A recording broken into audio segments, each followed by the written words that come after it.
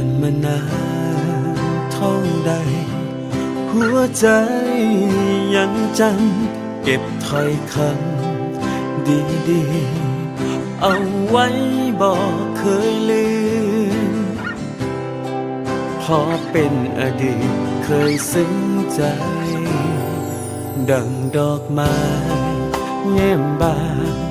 ที่เคยได้สมภาพความหลังสองเฮาอย่างน้อยก็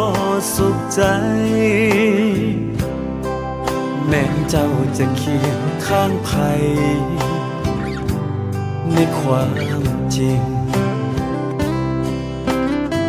เพราะเจ้านั้นเป็นหักแท้จึงบอกแปลกใจคิดว่าไผๆคงเป็นเหมือนกันความหักความซึ้งเคยผูกพันข้ามพ้นคืนเดือนเปลี่ยนวันแต่ในความฝัน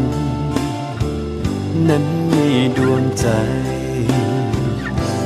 ในวันนี้